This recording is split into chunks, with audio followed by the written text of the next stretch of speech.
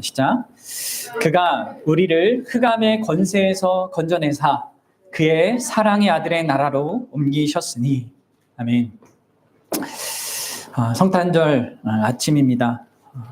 이 날은 우리가 예수 그리스도의 이 오심, 성육신, 그것을 기뻐하는 그런 복된 날이죠. 우리가 지난 3주 동안 계속해서 살피고 있는 것은 우리가 성탄절을 기뻐하고 기대하는 그 기쁨이 진정으로 그 날의 주인공이신 예수 그리스도로 말미암는 기쁨인가?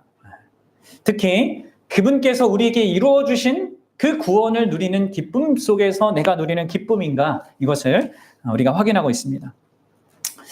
여러분들 어떻습니까? 다시 한번 이 아침에 내가 성탄절을 맞이하는 이 날의 기쁨이 어디 있는가? 이것을 한번 생각해 보십시오. 흑암의 권세 아래 사는 자들은 진리가 아니라 반진리죠. 눈에 보이는 현실만 전부라고 생각하니까 그런 거짓 아래서, 그 영향 아래서 살아가죠. 자기 자신에 대하여서, 세상에 대해서, 하나님에 대해서 거짓된 생각, 거짓된 관점에 영향을 받으며 살아갑니다. 그러기에 그런 인생들에게는 참된 기쁨이란 게 없습니다. 그냥 계속해서 그 기쁨은 사라져요. 그리고 끊임없이 어떤 기쁨을 추구하며 나아갑니다. 그러나 만족하지 못하죠. 또한 여러분들 흑암의 권세 아래 사는 사람들은요, 게으른 열망을 갖고 게으른 열심을 갖고 살아갑니다. 육체를 위해 살고 자기 유익을 위해 살고 자기 영광을 위하여서만 열심히 삽니다. 그래서 뭘 못하냐? 자기 영혼을 돌보지 못하고 진정한 다른 사람의 유익을 구하는 삶, 그게 이제 자기 영혼의 유익도 되는 건데, 그것과 무엇보다 그리스도의 영광을 구하는 그런 삶을 살지 못하고 나태하게 사는 거죠. 아무리 바쁘게 살아도 그건 게으른 삶이에요. 잠자고 있는 상태죠. 그래서 기쁨이 없습니다.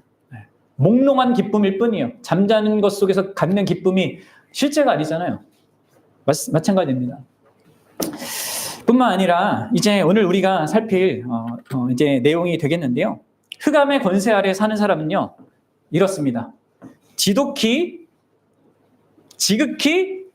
개인주의적이고 자기중심적으로 살아갑니다. 이게 바로 흑암의 권세 아래 영향받는 사람의 실제예요. 하나님과 이웃을 위해 사는 그런 삶이 아니라, 가치는 살긴 살아요. 그러나 이 사람은 지독히 자기중심적이고 개인주의적인 그 삶을 가장 중요한 그 삶의 모토로 가져요. 이게 여러분들 흑암의 권세 아래 있는 사람의 실체입니다. 특히 여러분들 오늘날의 이 우리의 문화를 생각해 보십시오. 우리 문화는 개인주의적인 그런 문화에 깊이 물들어 있습니다. 특히 서양의 그런 영향을 받아서 그렇죠.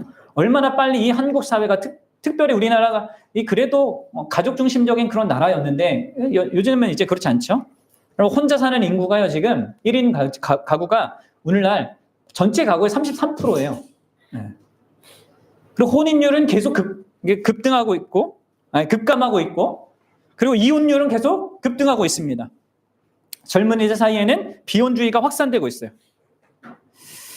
그러니까 인간관계에서 그냥 흔히 얘기하는 자유의 의미가 뭔지도 모르고 그냥 자기가 느낀 대로 하는 게 자유라고 생각하면서, 그것도 거짓 아래 영향받는 것이죠.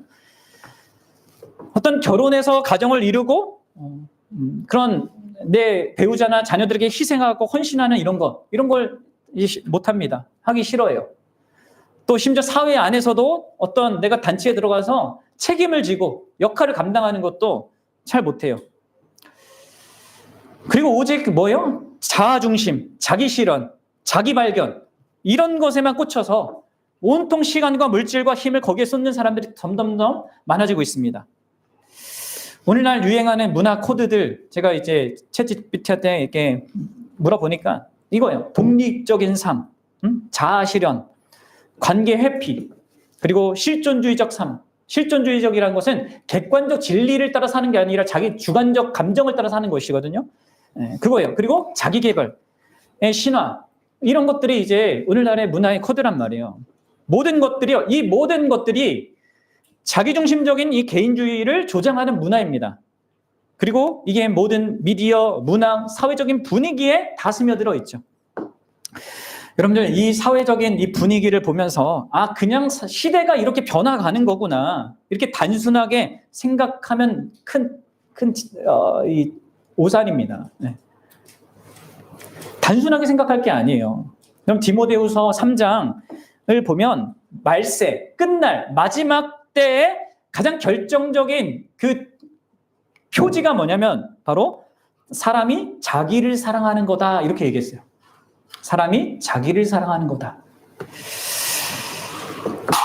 그러면 여기서 말하는 자기 사랑은 성경이 긍정적으로 말하는 자기 사랑이 있거든요. 하나님과의 관계 속에서 그분의 관점에서 나를 보는 그 나를 이해하는 그 건강한 자기 사랑이 아닙니다. 이 말세에 이 세상의 끝날에 나타나는 자기 사랑은요, 자기를 인생의 중심으로 두고 살아가고 자기 중심적으로 나아가며 그리고 자기 개인을 지독히 그렇게 보호하고자 하는 이런 이 모습을 드러내는 것이거든요. 그리고 이게 사실은요, 모든 죄악의 뿌리입니다. 여러분, 이것이 사실은 모든 시대마다 있었죠. 자기 사랑이라는 것이 모든 시대만 다 있었습니다. 그러나 이전 시대에는요, 그것이 다 은근하게 숨겨서 은근한 모습으로 혹은 숨어진 형태로 오직 그 권력과 힘을 가진 사람만이 그것을 좀 겉으로 드러냈지, 그렇죠? 모든 사람들은 그저 거기 안에서도 자기 사랑을 어떻게 보호하기 위해서 거기 굴복하면서 이렇게 살아왔단 말이에요. 그러나 이제는 이 시대는 이러한 자기 사랑을 대놓고 하고 그것을 아주 선한 것으로 또 아주 추구할 만한 어떤 것으로 보여지고 있는 것이 오늘날 문화 현상인 거예요. 그런데 이것은 이게 정말 작은 일이 아니라는 걸 생각하셔야 됩니다. 이런 분위기와 현실은 그리고 오늘날 교회 안에도 깊숙이 파고들어서 엄청나게 영향을 미쳐지고 있는 것입니다. 왜 갈수록 대형 교회들이 막 이렇게 많아지는 줄 아십니까? 그냥 예배만 보고 일요일날 내가 몇 가지 교회 프로그램에 참여하고 그냥 그걸로 끝인 사람들이 많아요. 일주일 내내 자기가 신자로서 살아가는 삶이 없는 그런 사람들이 자칭 기독교인들이 많습니다. 공동체적으로 함께 참여하면서 서로 관계를 맺고 서로 헌신하고 상대를 위해서 수고하고 이런 것들이 갈수록 점점 사라지고 있습니다. 서로를 위해서 진짜 기도해주고 또 서로를 권면해주고 이런 것들이 없어져요. 그리고 뭐라고 생각하냐면 교회 공동체적 활동은 어떤 종교적인 열심이 있는 사람이나 하고 또 아니면 삶의 여유가 있는 사람이 선택할 수 있는 어떤 거라고 생각합니다. 세상에서 사람들과 관계 맺는 데서도 힘든데 그것도 진짜 힘든 게 많은데 힘들게 더 교회에 와서까지도 다른 사람과 관계를 맺고 살아가는 것은 부담스럽다. 이런 거죠. 내가 하나님과 관계를 맺으면 되는데 다른 게 뭐가 필요하냐 라는 식입니다. 게다가 실질적으로 교회 안에서 이제 경험 세계 속에서 관계를 맺고 살아왔더니 또 열심히 했는데 실망하게 된 그 경험이 많은 거예요. 그러니까 더 이상 못하겠다. 그래서 이런 말을 하는 사람이 많아요. 뭐요? 나는 예수님은 좋은데 교회는 싫다. 이렇게 말하는 사람들이 많아지고 있습니다. 그러니까 서구 사회는 그런 것들이 이제 수십 년 전부터 많았었고요. 요즘에 이제 한국 교회 안에도 이런 사람들이 많아지고 있단 말이에요. 그래서 가난한 성도들 있잖아요. 교회 안 나가 성도들. 유튜브로 그냥 설교 듣고 예배 참여 이런.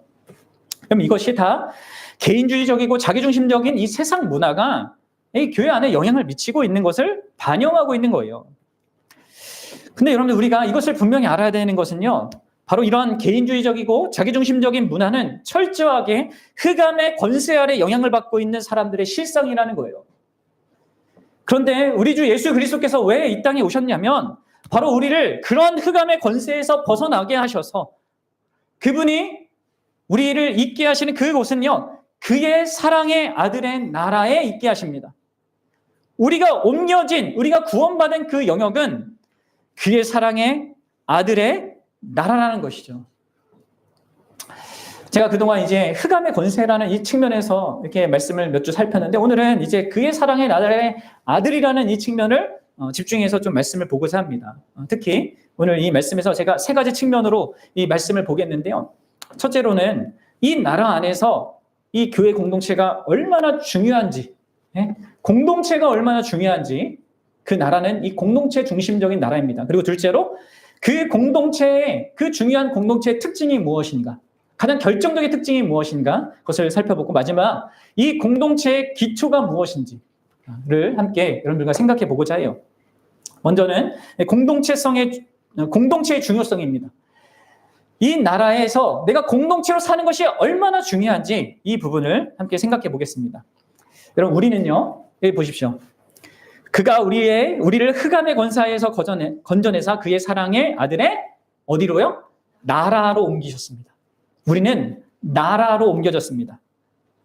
예수님께서 이 땅에 오신 그 이유 중에 하나는요, 우리가 모두가 다 개인주의적이고 자기중심적인 그 삶을 자기 나라, 자기만의 나라를 형성해서 살아가는데 거기서부터 우리를 구원하셔서 우리를 나라에 있게 하신단 말이에요. 이 나라라는 게 무엇입니까? 한 사람이 나라가 될 수 있어요? 아니에요. 나라라고 불리고 있는 그 구성원들이 있는 곳으로 우리를 구원하시는 것입니다. 기독교의 구원은요, 여러분들 각 사람이 예수 그리스도를 믿음으로 개인이 영접하여서 구원을 받아야 되지만 구원받는 그 사람은 곧장 그렇게 구원받은 사람들이 있는 공동체로, 곧 나라로, 이 나라라고 말할 수 있는 그 공동체로 구원받아서 살아가게 되는 겁니다. 여러분들 그걸 아십니까? 그리고 그것이 얼마나 나에게 중요한 줄 아십니까? 신약 성경은 특별히 이런 공동체, 그런 나라, 이 표현들은 다 교회를 다 묘사하는 겁니다. 근데 이 교회를 묘사하는 그 신약의 표현이 거의 10개에서 12개까지 이렇게 많이 있어요. 그리고 그 비유적인 것까지 하면은 더 많습니다. 어떤 신학자는 막 100개까지 된다고 해요. 교회를 표현하는 게 그렇게 많아요. 근데 이 교회를 표현하는 그 표현 중에 대부분의 묘사가 다 공동체적 용어예요. 그럼 생각을 해보세요. 네. 몸도 그렇고, 그렇죠? 네, 성전도 그렇고, 다 공동체적 개념이란 말이에요. 특히 여러분들 우리가 이 부분들이 있는 베드로전서 2장에 가보면요, 이 교회에 대한 묘사가 3가지가 연달아서 나오거든요.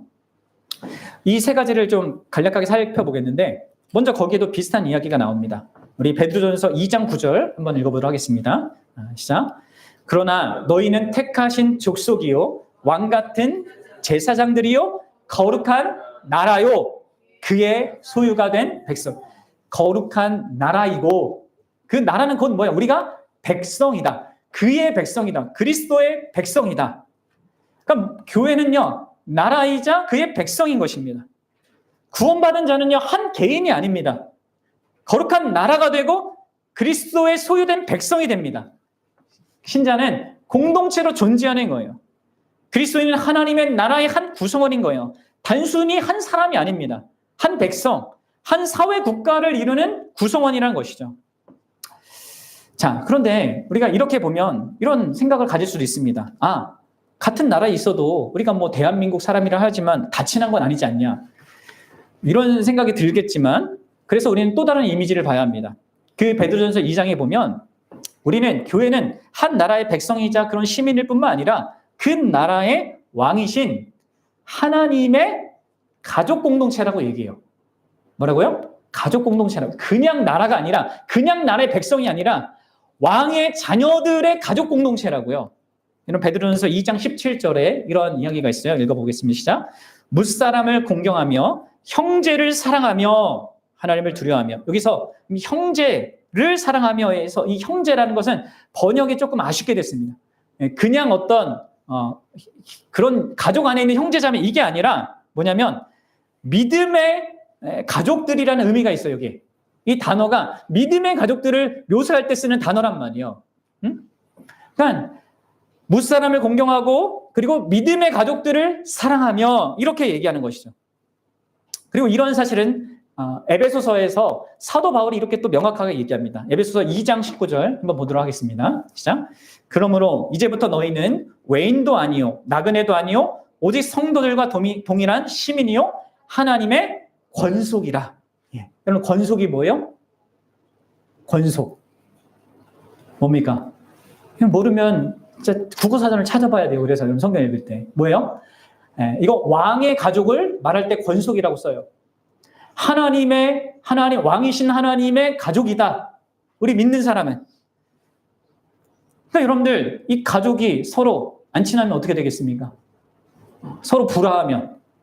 이게 여러분 부모의 마음 아프게 하는 겁니다. 우리 보성이, 보윤이가 요즘에 많이 막 이렇게 서로 이렇게 부딪히는데 부모의 마음 아픈 거예요. 슬픈 거예요. 자, 마찬가지입니다. 가족인 거란 말이에요. 그리고 이제 여기 제가 조금 더 집중하고 싶은 그런 한 가지 흥미로운 이미지가 있는데, 바로 여러분 교회는요, 우리 각 사람은요, 하나님의 나라의 시민일 뿐만 아니라 가족이고요, 또한 더 나아가서 하나님의 성전의 돌들입니다.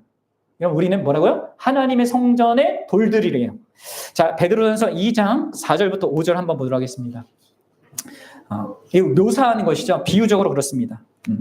사람들에게 버림받되었으나 하나님께는 택하심을 입은 보배로운 산돌이신 예수께 나아가.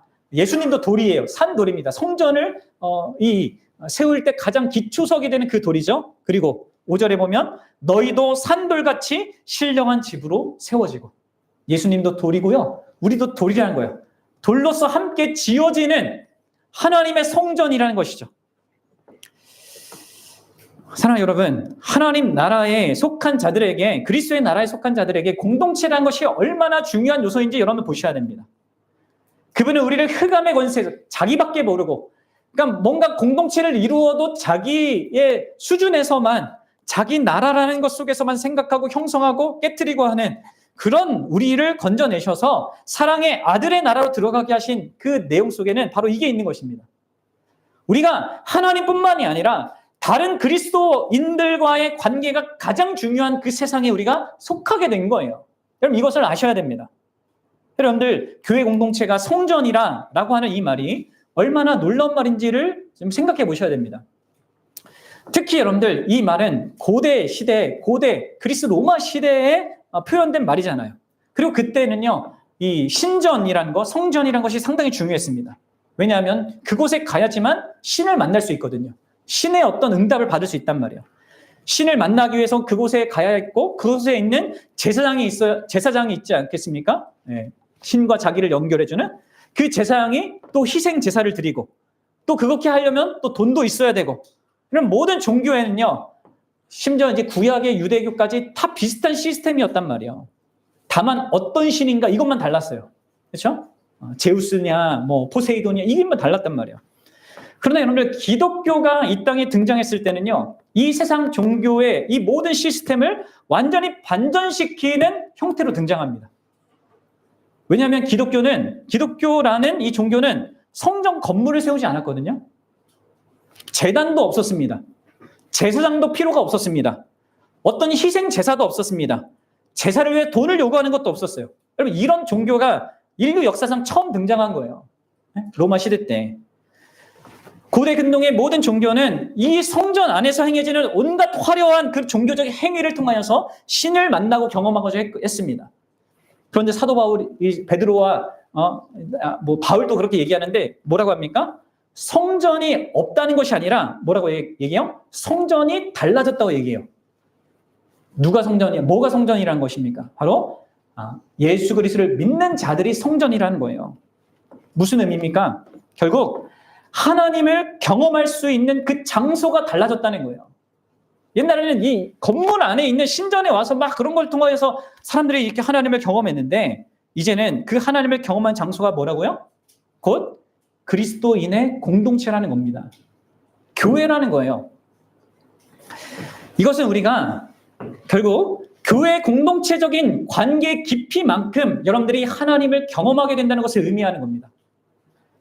하나님 안으로, 그리고 서로 안으로 서로 얼마나 연결되는가 그 정도만큼 여러분들은 하나님을 경험하고 하나님의 그 하나님 되심을 누릴 수 있다는 것이죠. 그럼 이걸 생각해 보셔야 됩니다. 이 말은 구원받기 위하여서 교회에 속해야 된다는 말이 아닙니다. 교회는 이미 구원받은 자들의 모임이란 말이에요. 흑암의 권세에서 건진받은 자들이라는 거예요. 그리고 저들은 그의 사랑의 나라 안에서 우리와 함께 하시는 그분 때문에 있는 존재란 말이에요. 근데 그분으로 말미암는 그분을 풍성히 누리는 그 일이 교회로 이어져야지만 가능하다는 거예요. 마치 여러분 건물이 세워질 때 상상해 보십시오. 그 건물이 돌 위에 돌이 이렇게 올려지고 계속 올려지는 이 관계 속에서, 그리고 그게 견고하게 붙어 있어야지만 이 건물이 되어지는 거 아니겠습니까? 마찬가지로 여러분들이 성숙한 그리고 건강한 그런 신앙으로 자라가기 위해서는 여러분들 사이에 여러분들과 여러분들 있는 그 사람, 그게 있어야 된단 말이에요. 그럼 어떻습니까? 나는 매주일 교회 갑니다. 나는 성경 공부도 합니다. 예배도 열심히 참여합니다. 하지만 여러분들이 여기에서 돌이 돌 위에 쌓여지듯이 서로 책임지는 그런 관계를 경험하고 맺고 있지 못하다면, 미안한 얘기지만 여러분들은 여전히 흑암 아래에 있는 권세에 있거나 아니면 거기에 영향을 받아서 지금 헤매이고 있는, 속임당하고 있는 상태인 거예요. 보셔야 됩니다. 그럼 내가 신앙생활할 때 나에게 이게 있는가 보셔야 돼요. 나를 책임져 주는 사람이 있는가, 신앙적인 측면에서. 또 내가 책임져 주는 사람이 있는가. 여러분들, 그래서 우리가 교회 언약이라는 걸 하는 겁니다. 우리 교회 안에서. 여러분들이 서로를 충분히 잘 알아서 함께 말씀을 나누고 함께 기도함으로써 그 안에서 하나님을 경험하는 그런 일이 있어야 됩니다. 서로를 충분히 잘 알아서 내가 스스로 보지 못하는 것을 그 지체가 나를 보고 얘기해주고, 문제가 있는 것을 지적해주고, 그래서 내가 그 문제를 듣고 나도 나의 모습을 고치는 그런 관계, 그런 게 나한테 있어야 되는 것입니다. 그래서 우리가 얘가 모임 같은 것도 하는 거죠. 우리 삶을 나누면서 그렇게 하는 겁니다. 그의 나라는요, 그의 사랑의 나라는 공동체적인 나라입니다. 그 나라 안에서 하나님을 경험하는 그 방법은 그리스도인 위에 그리스도인이 세워지는 그것밖에 없습니다. 서로 그렇게 해서 우리가 모이기에 힘쓰는 것입니다. 그리고 그 안에서만 우리는 하나님을 풍성하게 경험하게 돼 있다는 거예요. 여러분들, 구원은 개인적인 사건이지만 그 사건은 우리를 공동체적으로 존재하도록 완전히 변화시키는 거예요. 그리고 정말 심지어 여러분들은 공동체로 살지 않으면, 교회 공동체로 살지 않으면 여러분들은 성경에서 말하는 어떤 하나님의 명령도 거의 지킬 수 없어요. 왜 그렇습니까? 교회에서, 이 성경에서, 이 특히 신약 성경에서 우리에게 뭐뭐 하라는 그 모든 내용은 뭔지 알아요? 다 서로 뭐뭐 하라는 거예요. 서로. 나한테 서로라고 말할 수 없는 대상이 없는데 어떻게 여러분들 내가 하나님께 순종할 수 있겠습니까? 하나님을 알고 누리고 순종하기 위해서도요, 공동체가 아니면, 그 안에 속하지 않으면, 그 안에서 견고한 그런 책임 관계를 내가 맺지 않으면요, 살아가기 불가능합니다. 여러분들이 진실로 그의 사랑의 아들의 나라에 들어왔다면, 그 나라에 들어왔다면 여러분들은 교회 공동체를 가장 소중하게 여겨야 되는 거예요. 그의 사랑의 아들의 나라는 공동체가 중심이 되는 나라란 말이에요. 자, 그렇다면 이 공동체가 중심이 되는 이 나라 안에서 그 공동체가 갖는 가장 중요한 특징이 뭐냐? 그 특징이 뭐냐? 그 특징은 한마디로 말하면 사랑입니다. 사랑. 자, 골로새서 1장 13절 다시 한번 읽어보도록 하겠습니다. 시작. 그가 우리를 흑암의 권세에서 건져내사 그의 사랑의 아들의 나라로 옮기셨으니. 아멘. 네. 예수님을 사랑의 아들로 이렇게 표현하고 있죠. 우리는 여러분들 단지 나라로 옮겨진 것만이 아닙니다. 그 나라는요, 그 공동체는요, 사랑이라고 하는 그러한 실체가, 그 가치가 가장 중요한 나라이고, 그 사랑이 경험되어져야 될 그런 나라인 것입니다. 개인주의적이고 자기중심적인 그 세상 나라에서 벗어나서 공동체 중심인 그 나라에 살아가는 우리는요, 그 공동체가 어떤 특징을 갖고 있어야 되냐? 그것은 바로 사랑이라는 특징, 곧 나의 유익이 아니라 상대의 유익을 구하는 그 사랑이 특징 지어지는 그런 나라라는 것이에요. 그리고 여러분들, 이 나라는 이렇게 사랑이 특징 지어지는 그런 나라일 뿐만 아니라 그 나라에 들어온 사람은요, 그 자기의 생명 속에, 자기의 존재 속에 사랑의 그 생명성을 갖게 됩니다. 그러니까 나라만 바뀌는 게 아니라 자기 존재도 바뀌는 겁니다. 그래서 사도 바울은 이렇게 고린도후서 5장 17절에서 이렇게 말했어요. 같이 한번 읽어보겠습니다. 그런즉 누구든지 그리스도 안에 있으면 새로운 피조물이라. 이전 것은 지나갔으되 보라 새 것이 되었도다. 아멘. 그럼 예수 그리스도를 믿고 그분 안에 있는 사람들은요, 이제 새로운 존재가 됩니다. 이전까지는요, 흑암의 권세 아래서는 자기밖에 모릅니다. 네? 뭐든지 자기중심적으로 살 수밖에 없어요. 근데 예수님으로 인하여서 새로운 피조물이 된 사람은요, 이제 새 것이 됩니다. 사랑할 수 있는, 진정으로 사랑할 수 있는, 나의 손익 여부 계산하지 않고 진짜 사랑할 수 있는 그 생명을 갖게 돼요. 그게 새로운 피조물입니다. 그래서 여러분들 바로 앞에 나오는 고린도후서 5장 16절이 말하듯이 모든 관계가 새로워지는 거예요. 여러분 고린도후서 5장 16절 한번 보세요. 같이 읽어보겠습니다. 시작. 그러므로 우리가 이제부터 어떤 사람도 육신을 따라 알지 아니하노라. 비록 우리가 그리스도도 육신을 따라 알았으나 이제부터 그같이 알지 아니하노라. 이전까지는요, 육신을 따라 알았습니다. 뭐예요? 육신이란 게 뭐예요? 나의 그냥 손익 여부 계산 판단하면서 그렇게 모든 관계를 맺습니다. 그렇죠? 이 세상 사람 다 그렇게 맺어요. 아니라는 거, 이제 육신을 따라서 알지 않습니다. 그리스도를 따라서 이제 그분을 아는 거죠. 그 관계를 아는 것이죠. 사랑하는 여러분, 그래서 그럼 이때 당시에 교회 공동체는 정말 보기 힘든 급진적인 공동체였어요.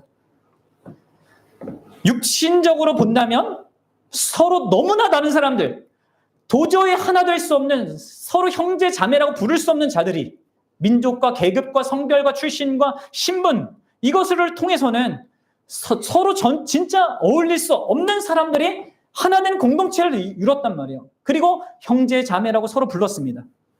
그러면 이 고대 사회에서 오직 교회만이 민족을 뛰어넘고 계급을 뛰어넘고 어떤 자산을 뛰어넘고 세대를 뛰어넘어서 서로 사랑하는 관계가 형성되었단 말이에요.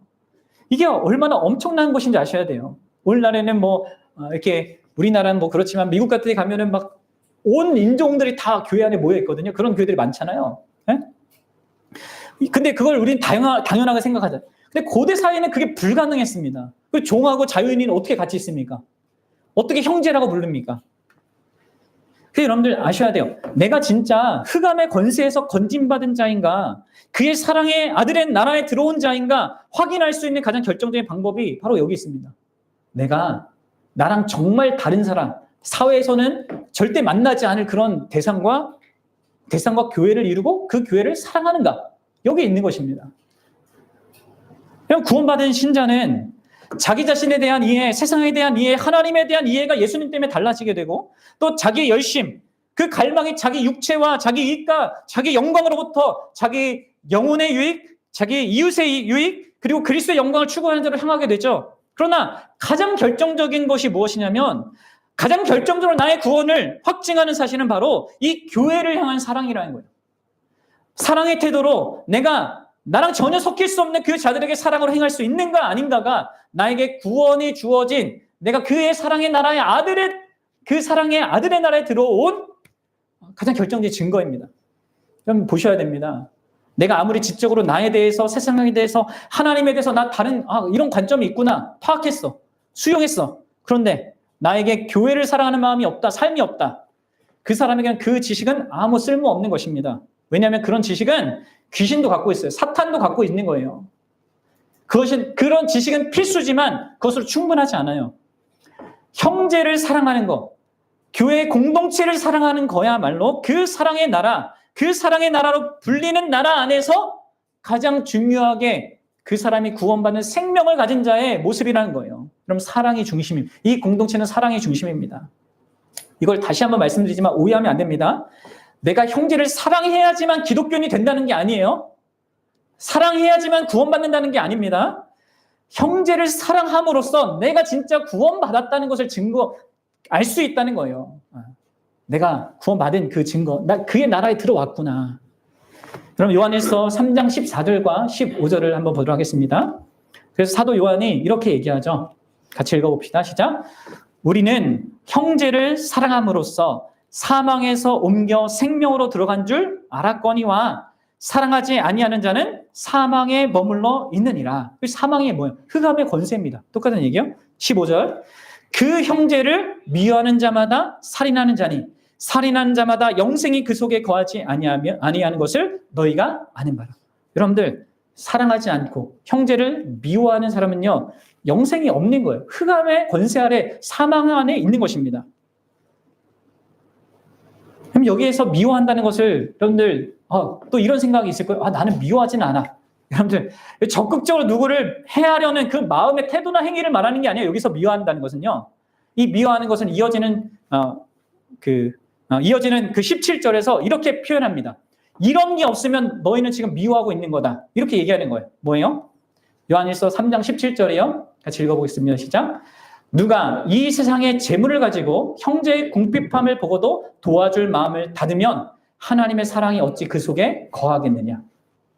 여러분들이 형제의 궁핍함을 보고 교회 지체의 궁핍함을 보고 도와줄 마음을 닫는다면 그것이 사랑이 없는 거고 그것이 미워하는 상태인 것입니다. 미움의 개념이 다른 거예요, 여러분들. 미워하는 것과 같은 거예요. 관심 없게 하는 거거든요, 그게. 관심이 없다고 하는 거거든요. 그래서 여러분들 묻고 싶습니다. 여러분들은 형제 자매의 궁핍함을 볼 수 있는 관계를 맺고 있습니까? 이것부터 따져야 돼요. 나는 진짜 내 교회 지체의 궁핍함, 그의 어려움, 힘든 점, 누구에게 말하기 꺼리끼는 어떤 것을 그렇게 볼 수 있는 관계를 맺고 있냐는 거예요. 여러분, 궁핍함을 살필 정도라면 관계가 깊어야 됩니다. 웬만히 가깝지 않고는 우리는 자기 문제 꺼내놓지 않잖아요. 자기 힘든 거 꺼내놓지 않습니다. 진짜 친해야지, 가까워야지 꺼내놓습니다. 그런 관계에 내가 있지 않다. 그래서 형제에 대한 자기 책임을 외면하는 그런 무관심의 상태. 그게 여러분들 미움의 상태예요. 사랑이 있다면 지체의 궁핍함을 보고 도와줄 마음을 갖고 실제로 도울 뿐만 아니라 그래서 궁핍함을 나의 자원으로 도울 뿐만 아니라 필요하다면 이것까지 할 수 있는 겁니다. 요한일서 3장 16절에 이렇게 얘기하는 거죠. 같이 읽어보겠습니다. 시작. 그가 우리를 위하여 목숨을 버리셨으니 우리가 이로써 사랑을 알고 우리도 형제들을 위하여 목숨을 버리는 것이 마땅하도다. 내가 내 지체의 그런 궁핍함을 알고 그것을 어떻게든 도와주고 채워주려고 하는 것, 그것뿐만 아니라 진짜 필요하다면 내가 내 생명도 그를 위해서 버리겠다라는 그 중심이 나에게 있는지 보십시오. 그리고 그거는 신자가 갖게 되는 거예요. 왜요? 내가 막 억지로 가지려서가 아니라 누구 때문에? 그가 우리를 위하여서 목숨을 버리셨기 때문에 예수 그리스도께서 나를 위해 목숨을 버리셨고 그로 인해서 내가 사랑을 알았기 때문에 그렇게 자격 없는 나를 무한히 사랑하는 분이 계시고 그 사랑이 너무나 충만하고 죽음에서도 나를 일으키실 그분의 사랑을 알기 때문에 또 그분이 그렇게 무한하게 사랑하는 그 대상이 바로 내가 관계를 맺고 있는 그 지체이기 때문에 나의 형제이고 자매이기 때문에 그 형제를 위해서 기꺼이 나도 내 목숨을 버리는 것이 마땅하다고 생각하게 되는 겁니다. 그렇죠? 기독교인이니까 하는 게 아니라 작은 필요를 채워주는 것부터 목숨을 내놓는 가장 큰 필요를 채워주는 그 섬김이 있는 그런 특징, 그런 사랑이 있는 그 공동체가 교회 공동체여야 하는 거예요. 여러분 어떻습니까? 우리는 진짜 이 사랑이 특징 지어지는 그런 교회 공동체 중심으로 살아가는 자들입니까? 만약에 그게 없다면 여러분은 흑암의 권세 아래 여전히 있는 자입니다. 그리고 그런 자에게는 기쁨이 있을 수 없습니다. 교회적인 모임이 기쁨이 안 되죠. 그리고 심지어 내가 구원받은 자인데도 그렇게 살아간다면 역시 기쁨이 없습니다. 왜요? 내게 주어진 그 본성대로 살지 않기 때문에 그렇죠. 하나님을 기쁘시게 하며 살지 않고 슬프게 하고 있기 때문에 그렇겠죠. 그러면 마지막으로 이 공동체가 중심이 되고 사랑이 특징이 되는 이 공동체의 기초는 무엇인가? 이런 사랑이 중심이 되는 공동체가 존재할 수 있는 이유가 무엇입니까? 그럼 이게 가능할까요? 이런 공동체가. 골로새서 1장 13절 다시 한번 읽어보도록 하겠습니다. 시작. 그가 우리를 흑암의 권세에서 건져내사 그의 사랑의 아들의 나라로 옮기셨도다. 아멘. 여기서 앞에 나오는 그는 누굽니까? 바로 성부 하나님입니다. 그리고 사랑의 아들은 누구예요? 성자 예수 그리스도이십니다. 그렇습니다. 이 사랑의 공동체가 가능한 그 기초, 그 기초는 바로 삼위 하나님이 계시고요. 그 삼위 하나님께서 서로를 사랑하시는 분으로 계시기 때문입니다. 바로 교회 공동체의 기초에는 바로 이게 있는 것입니다. 하나님이 계신 것입니다. 삼위 하나님이 계신 것입니다. 바로 성부가 성자를 사랑하십니다. 그의 사랑의 아들의 나라라는 말을 풀었으면 이거예요. 그가 사랑하는 아들의 나라다. 그 성부 하나님이 사랑하는 자기 전부로 사랑하는 그 아들의 나라가 그 나라다. 이게 여러분들 기초예요. 이 나라의 기초입니다. 근간입니다. 여러분들 이걸 많이 성부 하나님께서 어떻게 성자 하나님을 그토록 사랑하시는지 정말 지극히 사랑하신 이들을 생각하셔야 됩니다. 하나님이 나를 생각한다는 것밖에 우리 기독교인들이 많이 생각 못하는데 성부 하나님의 성자를 먼저 사랑하고 더 크게 사랑하는 거예요. 그럼 요한복음 3장 34절과 36절 봅시다. 같이 읽어보겠습니다. 시작. 하나님이 보내신 이는 하나님의 말씀을 하나니 이는 하나님이 성령을 한량없이 주심이라. 누구에게요? 하나님의 말씀을 하는 예수님에게 한량없이 주시는 거예요. 그 이유가 뭐냐? 35절 아버지께서 아들을 사랑하사. 제가 이거 강의할 때도 설명했는데 앞에 거랑 뒤에 거랑 다 연결돼요. 사랑하시기 때문에 성령을 한량없이 주시고요. 사랑하시기 때문에 또 뭘 하십니까? 만물을 다 그의 손에 주신 겁니다. 나를 만드신 이유, 이 세상을 창조하신 이유, 예수 그리스도 때문이에요. 성부가 성자를 사랑하셔서 성령을 주시고요. 한량없이 주시고 만물을 주시는 것입니다. 그리고 그 사랑 때문에 바로 그의 아들의 나라로 우리를 불러주시는 거예요. 이 기초에 성부와 성자의 사랑이 있는 것입니다. 이 우리의 공동체의 기초에. 여러분들 정말 이거를 많이 생각해 보십시오. 나의 구원은 그냥 갑자기 그냥 우연히 떨어진 무엇이 아니에요. 내가 각 사람이 예수를 믿고 구원받아 교회 공동체에 들어오게 되는 것은요. 이 삼위 하나님께서 영원한 사랑 안에서 서로 계획하신 일이었단 말이에요. 우리의 구원과 그의 아들의 나라는요. 인류의 타락 있기 전에 계획된 것입니다. 사람이 타락한 이후에 갑자기 하나님이 막 어떻게 할지 몰라서 그렇게 세운 게 아니에요. 세상의 기초가 놓이기 전부터 성부와 성자와 성령은 서로 사랑하는 가운데 우리의 구원 계획을 세우셨단 말이에요. 그래서 에베소서 1장 4절과 5절에서 이렇게 얘기하죠. 그럼 한번 보세요. 곧 창세 전에 그리스도 안에서 우리를 택하사 우리로 사랑 안에서 그의 앞에 거룩하고 흠이 없게 하시려고 그 기쁘신 뜻대로 우리를 예정하사 예수 그리스도로 말미암아 자기의 아들들이 되게 하셨나니. 삼위 하나님이 우리를 사랑으로 택하신 것입니다. 그리고 예수님은 그 성부 하나님의 그 사랑을 따라 이 땅에 오신 것입니다. 그리고 그 하나님을 사랑하셔서 십자가에 달리신 것입니다. 그리고 성령님은 그 사랑을 우리에게 실질적으로 적용하시는 그런 분으로 계신 거란 말이에요. 그럼 이 나라는요, 이 삼위 하나님의 완전한 그 하나됨과 상호 사랑이라는 그 실체에 기초하고 있는 것입니다.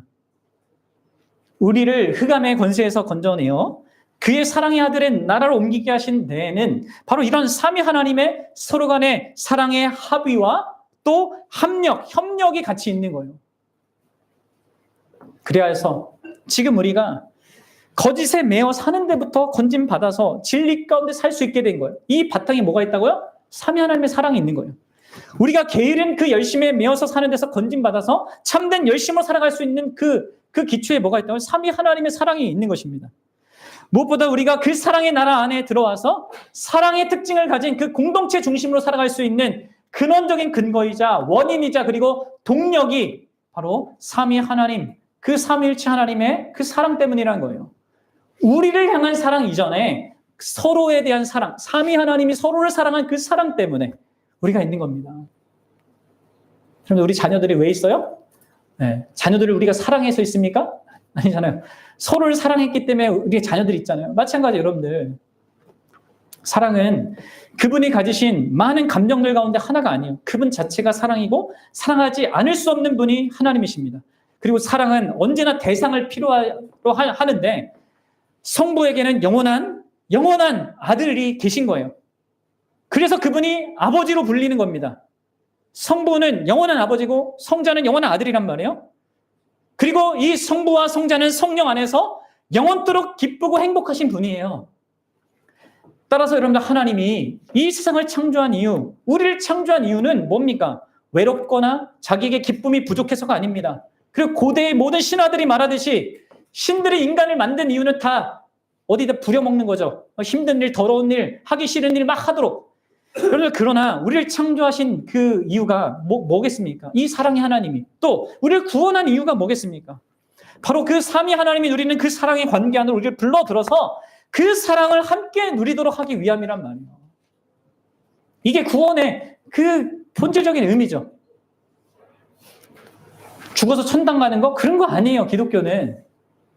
요한복음 17장 26절에서 그래서 이렇게 얘기합니다. 같이 읽어볼게요. 시작. 예수님이 십자가 지시기 전에 하나님 앞에 간구하면서 우리에게 그 참된 그 사랑의 나라 안에 들어오게 해달라고 하면서 하신 기도란 말이에요. 여러분들 이 기도를 한번 잘 보십시오. 뭐라고 그분이 기도하신지. 그리고 여러분들 예수를 믿는 사람은 이 기도가 자기 안에 있어야 되죠. 그 응답되어진 그 실체가 자기 안에 있어야 됩니다. 그렇죠? 그게 진짜 그 예수님의 기도를 아버지께서 들으셔서 내 인생 가운데 그게 적용된 사람이에요. 이게 있어야 됩니다. 구원받은 자에게는. 흑암의 권세에서 벗어난 자에게는 뭐예요? 내가 아버지의 이름을 그들에게 알게 하였고 또 알게 하리니 이는 나를 사랑하시는 그 사랑이 누구에게 있어요? 우리 안에 있고 예수 그리스도를 믿는 자들 안에 있는 것입니다. 아버지께서 아들을 사랑하신 그 사랑이요. 우리 믿는 자들 안에 있게 되어서 우리도 아들을 사랑하게 되는 겁니다. 네? 그분이 이 땅에 오신 목적이에요. 그분이 참혹한 그 십자가를 지신 목적이 이겁니다. 성자를 향한 성부의 그 영원한 사랑이 우리 믿는 자들 안에 있게 되는 것. 성부가 가장 기뻐하는 것이 무엇입니까? 성부 하나님께서 영원토록 가장 그분을 행복하게 하는 그 실체가 대상이 무엇이냐면 성자예요. 가장 아름답고 성부 하나님의 가장 영광스러운 반영하는 그 성자를 그분이 가장 기뻐하고 즐거워하는데 그분이 우리에게 뭘 주시는 거예요? 자신이 그렇게 사랑하고 그렇게 기뻐하는 그 성자 예수 그리스도를 즐거워할 수 있도록 그분이 아들을 보내주신 것이고 그 아들은 그것을 위해서 십자가를 지신 거란 말이에요. 사랑하는 여러분 이거를 잘 생각해 보셔야 됩니다. 성부 하나님께서 성자를 영원히 기뻐하셔요. 그리고 그분은 그분의 최고의 기쁨을 우리 인류에게, 우리 믿는 자에게 주시는 것입니다.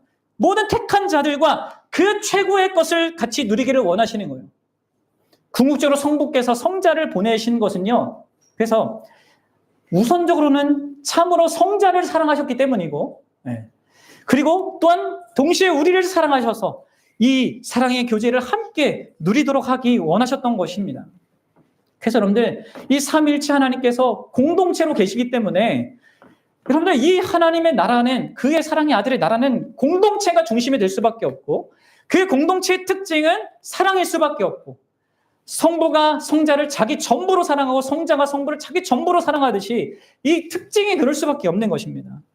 결국 삼위 하나님의 그 사랑 사이에서 누리는 그 사랑에 기초하여 이 교회 공동체는 사랑이라는 그 특징을 가질 수밖에 없게 되는 거예요.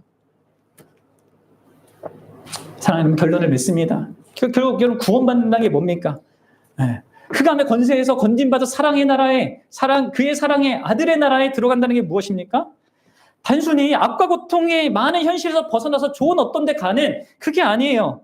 또 나의 죄를 용서받는 것 그것을 넘어서는 것입니다. 그것이 되게 중요하죠. 그게 시작인데 그걸 넘어서는 것입니다. 여러분들이 만약에 그것밖에 모르고 있다. 기독교에 대한 이해가 내가 용서받는 것 그리고 죽어서 천국 가는 이것밖에 모른다. 여러분들은 속고 있는 겁니다. 가장 결정적인 것을 놓치고 있는 것입니다. 그 궁극적인 그 구원의 목적을 놓치고 있는 것이죠.